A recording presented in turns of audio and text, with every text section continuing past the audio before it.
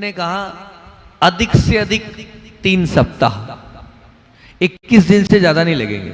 21 दिन से ज्यादा या तो 2 सप्ताह में ही ठीक हो जाएगा, है ना। पहले सप्ताह में आराम, दूसरे में आधा हो जाएगा, और अगर ज्यादा ही बड़ा होगा तो बोले 21वें दिन तक तो वो बीमारी जड़ से समाप्त हो जाएगी, जड़ से समाप्त हो जाएगी। अब मानना कितना प्रायोगिक प्रयोग है कि आप जब इसका प्रयोग करोगे तो बीमारी जड़ से मूल से समाप्त हो जाएगी इसके माध्यम से, ठीक। उसके बाद क्या, नेत्र सुरक्षा सुरमा आपको और बता रहा हूँ कि सुरमे की डल्ली को, सुरमे आता है, मिल जाएगा, सुरमा नाम से चलता है, आपको मिल जाएगा, भोपाली सुरमा। तो सुरमे की डल्ली को नीम के पत्तों में रखकर और लपेटकर नीम के पेड़ की जड़ में गाड़ दो आप। मतलब नीम के पत्तों में लो और कहाँ गाड़ना है आपको, नीम की जड़ में गाड़ना है।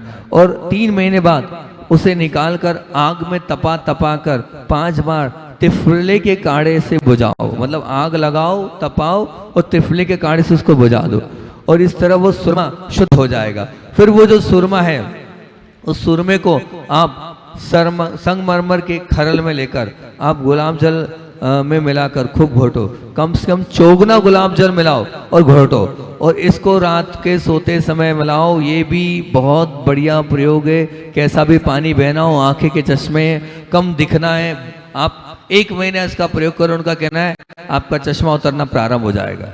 हाँ, आपका चश्मा निकलना प्रारंभ हो जाएगा। इस प्रकार से 2 या 3 प्रयोग और हैं, बल कर ही देता हूँ मैं, नहीं तो फिर अगली बार नया विषय ले लेंगे। 3-4 प्रयोग 2-4-5 मिनट में कर रहा हूँ जल्दी से।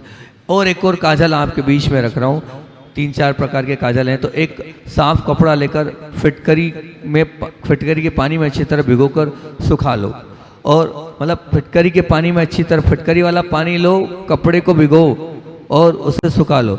और इस कपड़े पर नीम के फूलों का, मतलब नीम के जो फूल हैं उसको पीस कर लपेट दो। नीम के जो फूल हैं उनको क्या करना, पीसना है, उस पर लपेट दो और फिर ऊपर से धागा कस दो। मतलब उस पर वो लिया, ऊपर से क्या करना है, धागा कस दो। ठीक, समझ रहे ना प्रयोग। ये काजल बना रहा हूँ, बच्चों के काम का है, माताओं के काम का है ये, कि एक साफ कपड़ा लो, फिटकरी के पानी में अच्छी तरह भिगा दो, उसको सुखा लो और उस कपड़े पर नीम के जो फूल होते हैं उनको पीस कर लपेट दो। फिर उससे लपेटने के बाद क्या करना, उसे धागे से कस दो और इसे बत्ती को, मतलब ये बत्ती जैसा कस दो से तात्पर्य क्या, वो कपड़ा एक बत्ती का रूप ले लेगा। और जब बत्ती का रूप ले लेगा तो इस बत्ती को शुद्ध घी या सरसों के तेल में अच्छी तरह से डुबो दो। या तो घी में डुबाओ या सरसों के तेल में इस बत्ती को डुबो दो। मतलब वो धागा बनाओगे तो बत्ती बन जाएगी, और जब बत्ती बन जाएगी तो उसको आप डुबो दो।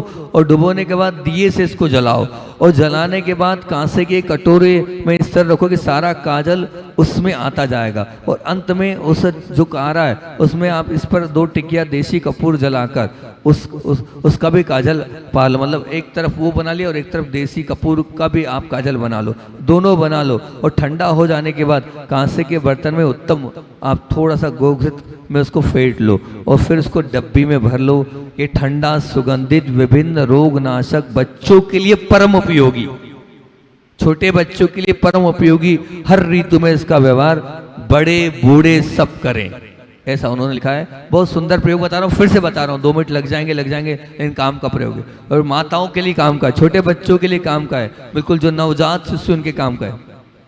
एक साफ कपड़ा लो, फिटकोरी के पानी में भिगो, सुखा लो।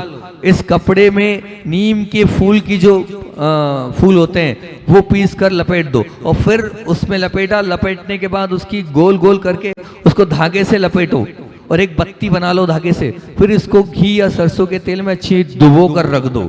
और फिर इसमें क्या करना है, इसे दिए या ऊपर कांसे के कटोरे में इसे लेना है और नीचे से क्या करना है, अग्नि लगाना है। अग्नि लगाने के बाद वो काजल ऊपर चढ़ता जाएगा। उस काजल उसे 2 टिकिया देसी कपूर जलाकर, मतलब कपूर का भी जाएगा धुआं और साथ में उसका भी जाएगा, दोनों का धुआं जा रहा है। और फिर उसको लेने के बाद ठंडा हो जाने के बाद कांसे के उत्तम बर्तन में थोड़ा सा उसमें गोघृत भी फेंट लो, और फेंटने के बाद आप उसको भर लो।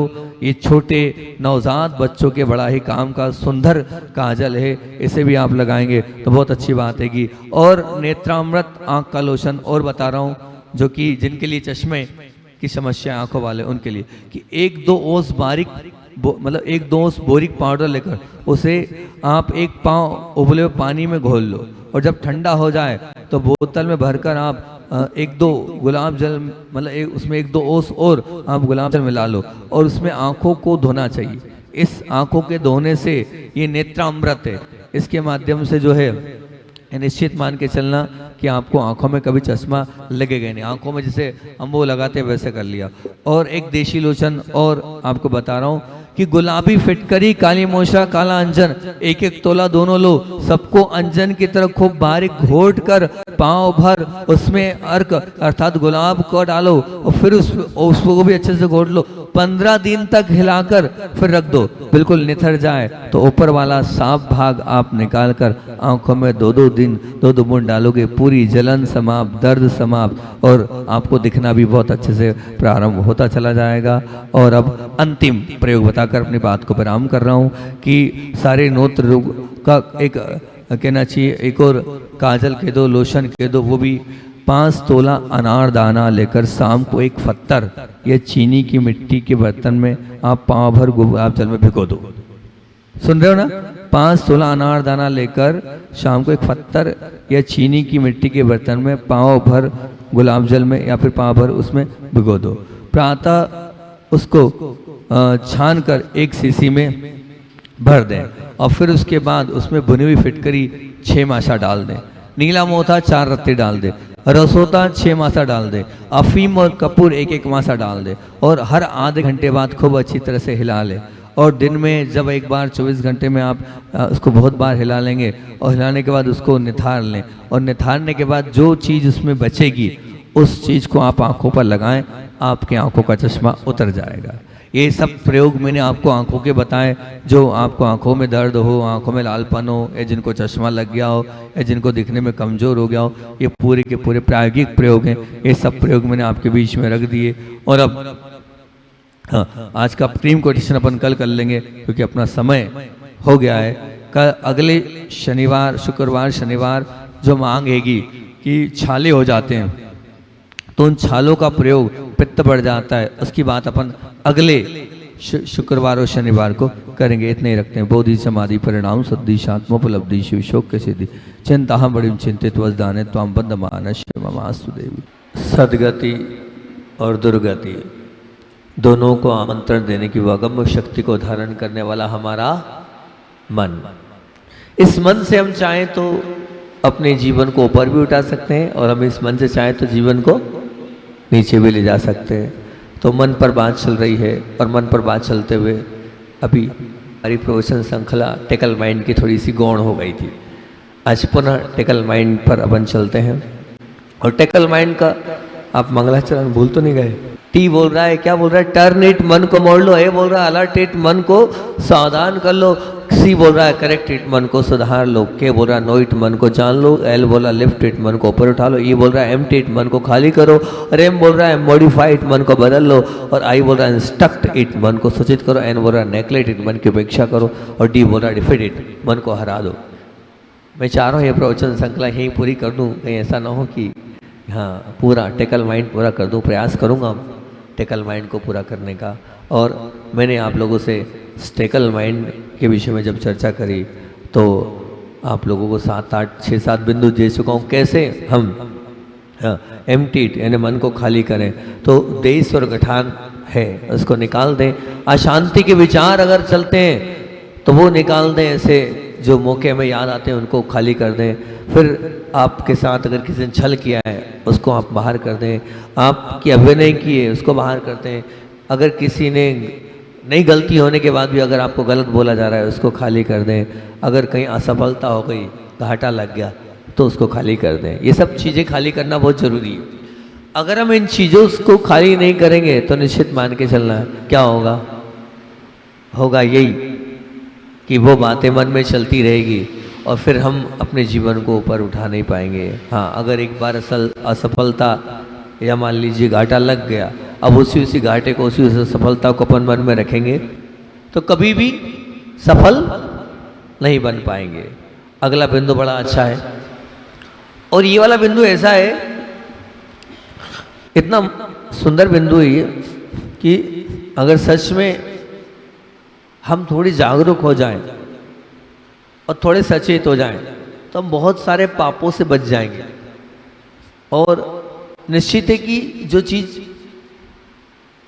हम नहीं कर सकते हैं और ना ही हमारे करने की हैसियत है और ना ही ऐसा हम करने योग्य, लेकिन मन में वो भरा होता है। तो जब वो मन में भरा होता है तो वो सब कुछ अपने आप स्वप्न में भी दिखता है और स्वप्न के साथ साथ परिणामों में झलकता है। तो हम ऐसा परिणाम करें क्यों जिनके माध्यम से हम कर्म का बंद करें और वो चीज़ मिलनी भी नहीं है और वो मिल भी जाए तो जायज़ नहीं है। वो हो भी जाए तो ना धर्म उसको स्वीकार कर रहा है और ना ही हमारा घर परिवार उसको स्वीकार करता है। तो हम ऐसी चीज़ों से बचने का प्रयास करें और मन से जब जब विचार आ जाए तो उन विचारों को खाली करने का अगर हम प्रयास करेंगे तो निश्चित मान के चलना हमारा जीवन अच्छा और महान बन सकता है। क्या? और ये तो निश्चित है कि अब मान के चलना इस सब के अंदर ये परिणाम चलते रहते हैं और बस अब उन परिणामों को खाली करने का हमारे पास तरीका आना चाहिए।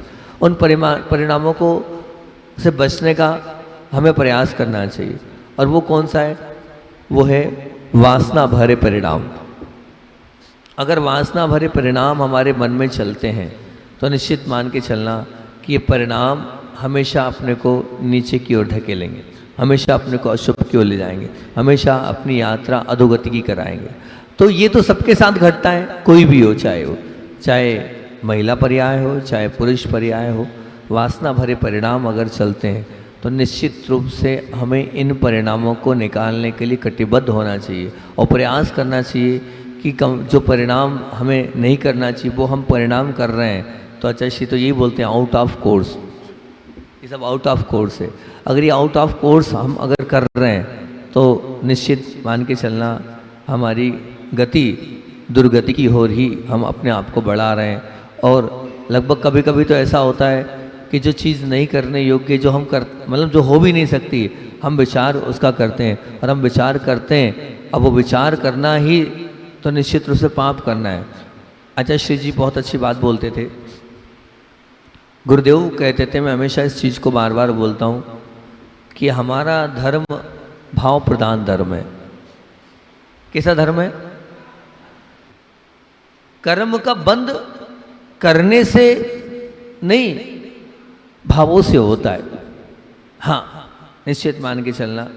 अच्छा श्री बोलते थे कभी कभी कोई चीज़ आप कर रहे हो लेकिन मन से नहीं कर रहे हो तो इतना पाप नहीं लगेगा। कभी कभी कोई चीज़ आप कर रहे हो लेकिन मन से कर रहे हो और अच्छी चीज़ कर रहे हो तो तब पुण्य नहीं लगेगा। क्या बोल रहा हूँ? पूजन कर रहे हो लेकिन मन से नहीं कर रहे हो ना, तो क्या होगा? इतना पुण्य नहीं लगेगा। पाप कर रहे हो लेकिन मन से नहीं कर रहे हो ना, तो उस पाप का भी जो है ना इतना पाप का फल नहीं मिलेगा आपको, क्योंकि मन से नहीं कर रहे हो आप। और इसी बात को लेके मैं आपसे बोलना चाह रहा हूँ कि मतलब करने पे डिपेंड नहीं है, काय पे डिपेंड है? मन पर डिपेंड है। पूरी कहानी मन पर है कि मन क्या चाह रहा है, मन पर डिपेंड है। तो जब मन पर ये पूरी कहानी डिपेंड है तो वासना भरे आपने परिणाम किए, भले ही वो आपके मन के भावों की पूर्ति नहीं हुई, भावों की पूर्ति नहीं हुई, लेकिन आपने मन से तो कर लिया ना। जो मन से करना है वही करना है, शारीरिक रूप से करना नहीं है। हाँ, तो मन से करने को ही करना कहते थे आचार्य श्री जी। तो आप निश्चित मान के चलना कि हमें दिन भर में बहुत बार ऐसे मौके मिलते होंगे जब ऐसे परिणाम हमारे खराब होते होंगे, तो हम क्या करें? उस समय अपने मन को हमें निश्चित रूप से खाली करना चाहिए, उन परिणामों से बचना चाहिए। अगर हम उन परिणामों से नहीं बचेंगे तो निश्चित कर्मों का बंध हमारे साथ चलता जाएगा। जो चीज़ हमें नहीं मिल सकती है और हम जिस चीज़ को नहीं प्राप्त कर सकते हैं, हम उस चीज़ के विषय में क्यों सोचें, क्यों विचार करें और क्यों अपने आप को अधोगति का पात्र बनाएं? नहीं, बिल्कुल नहीं। जब जब भी अपने परिणाम ऐसे हो तो अपने आप को आपको बचाने का प्रयास करना चाहिए, तुरंत खाली करने का प्रयास कर। मैं हमेशा मंत्र देता हूँ गुरुदेव का कि जब जब भी, और बच्चों को तो इसका करना ही चाहिए। एक बहन को हमने मंत्र दिया, बाहर एजुकेशन के लिए जा रही थी वो बहन, तो हमने कहा 1,00,000 मंत्र का जाप करना है, छोटा सा मंत्र है। तो वो बोले महाराज जी 1,00,000 तो कब के हो गए? बोले बहुत जल्दी 1,00,000 हो गए थे लगभग, अब बोले 8-10 लाख हो गए। एक पढ़ने वाली, बाहर कंपटीशन एग्जाम में बैठने वाली बालिका को जब मैंने मंत्र दिया, उसने वो मंत्र पालन उसको किया। मैंने पिछली बार भी बहुत बार इस मंत्र को बोला है। आपके जब भी परिणाम ऐसे हो तो आप अपने आप को कंट्रोल करने के लिए, परिणामों को निकालने के लिए ये गुरुदेव के द्वारा दिया गया मंत्र, इसका आप प्रयोग करो। नमो घोर गुण बम्बयारिणम, नमो घोर गुण बम्बयारिणम। जब जब भी परिणामों में इस प्रकार के उथल पुथल हो और मन खराब हो रहा है तो आप इस परिणाम से अपने आप को बचाने का प्रयास करो और नमो घोर गुण बम्बयारिणम इस मंत्र का पाठ करो। आप मानना 9 बार भी नहीं पढ़ना पड़ेगा और आपका मन पवित्र हो जाएगा। मन में जितनी वासना भरी शांत हो जाएगी और आप सचमुच अपने आप को, अपने जीवन को ऊपर उठा लोगे। ये आप निश्चित मान के चलना। तो हम अपने वासना भरे परिणामों को भी रोज़ निकालने का प्रयास करें, रोज़ बाहर करने का प्रयास करें। रोज़ उस चीज़, जो चीज़ नहीं मिल सकती है उस चीज़ के लिए हम प्रयास ना करें तो बहुत अच्छी बात है। क्योंकि मन से भी हमने अगर वो परिणाम किए तो निश्चित मान के चलना पाप तो होता ही है। और आचार्य का सूत्र जो मैं बार बार बताता हूँ, अभी भी मुझे वो याद आ रहा है, वो सूत्र, वो जो तत्वार सूत्र का सूत्र जो शेषा, क्या है वो सूत्र? शेषा स्पर्श रूप शब्द, नहीं चौथे अध्याय का देवों का बोलो ना, शेषा, हाँ, शेषा स्पर्श रूप शब्द मना प्रविचारा। महक दीदी ने तत्वार सूत्र की तैयारी करी है, ये बिल्कुल ठीक, बहुत अच्छा। अगला राउंड तो मेरा वही था, मैंने उसकी तैयारी करी 2 राउंडों की तत्वार सूत्र में, लेकिन वो दो में कहानी फेल हो गई। शेषा स्पर्श रूप शब्द मना प्रविचारा। आप ये सूत्र गुरुदेव के द्वारा दिया है, मेरा नहीं है। आचार्य ने सूत्र की व्याख्या करी है।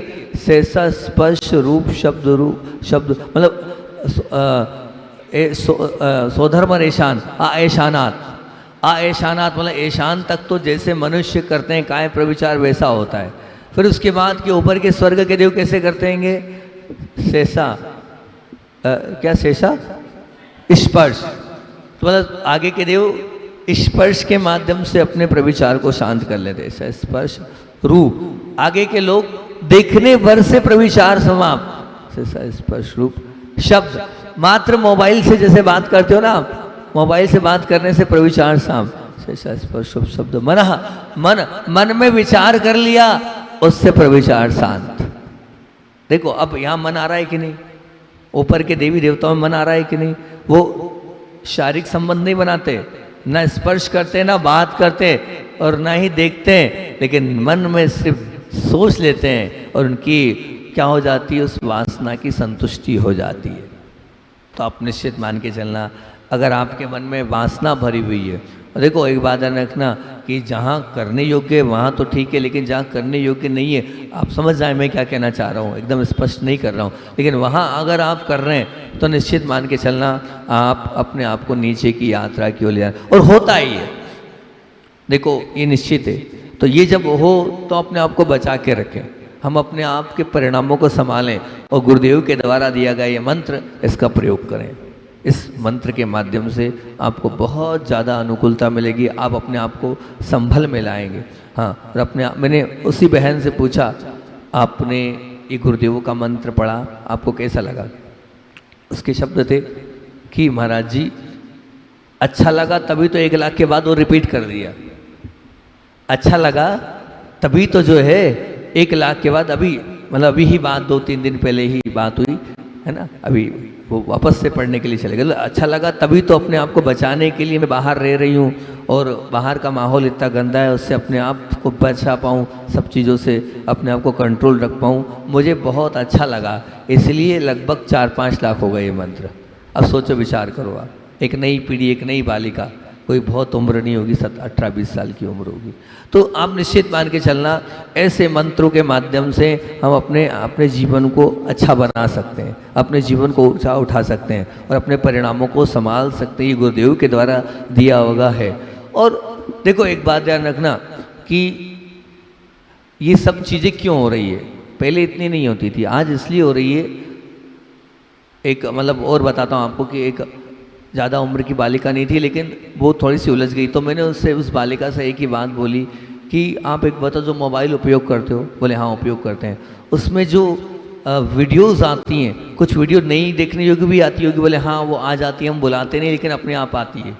अब मुझे नहीं पता कैसे अपने आप आती है, वो तो आप जानो, मेरे ज़माने में मोबाइल नहीं था। बोले अपने आप आती है। तो मैंने कहा जब अपने आप जाती है तो वहाँ, बोले वो अपने आप आती है तो देखने में भी आ जाती है? नहीं, आप अपने आप को ऐसी वीडियोस से बचाएं, क्योंकि जब आप इस प्रकार की वीडियोस देखेंगे, देखो स्पष्ट है, जो हम देखते हैं, जो हम बोलते हैं, जो हम सुनते हैं, वो संस्कार पढ़ते हैं।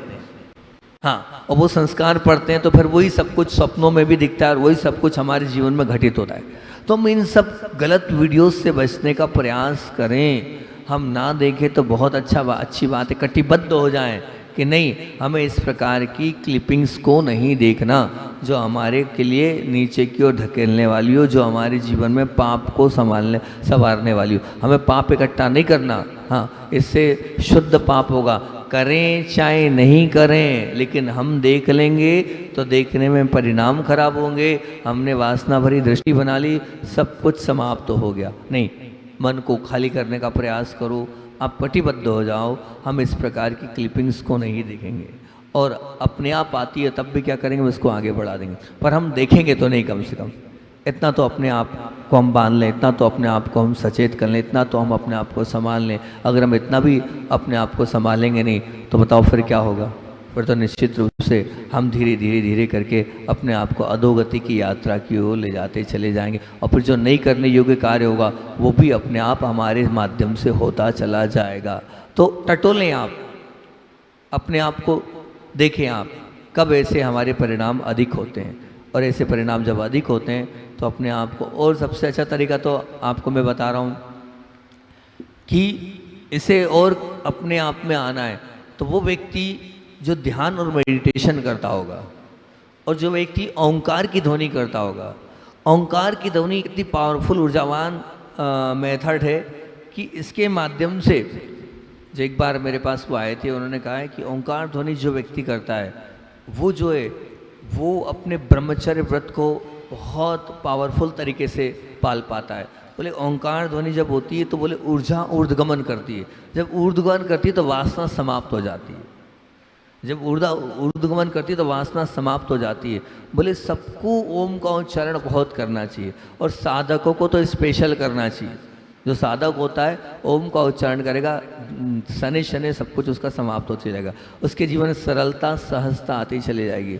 उन्होंने तो इतनी बड़ी बात बोली थी, सब छोड़ दो, आप कुछ मत करो, सिर्फ ओम को 10 मिनट आप प्रतिदिन उच्चारण करो, ओम कौर की ध्वनि करो, सब बीमारियां, सब रोग, सब वासनाएं शांत होते चले जाएगी। ये उनका कहना था। तो आप ओम के ऊपर आप काम करो, ओम की ध्वनि को भी आप रोज़ 10-10 मिनट भी अगर करेंगे, मैंने तो 25 मिनट का ओम वाला ध्यान करा रहा हूँ अभी हाल, मुद्रा वाला है ना, वो इतना सुंदर ध्यान है, मुद्राओं के साथ 5 प्रकार से अलग अलग प्रकार से ओम की ध्वनि करा रहा हूँ। उससे पूरे चक्र एक्टिवेट होते हैं, उससे ऊर्जा का ऊर्ध्वगमन होता है।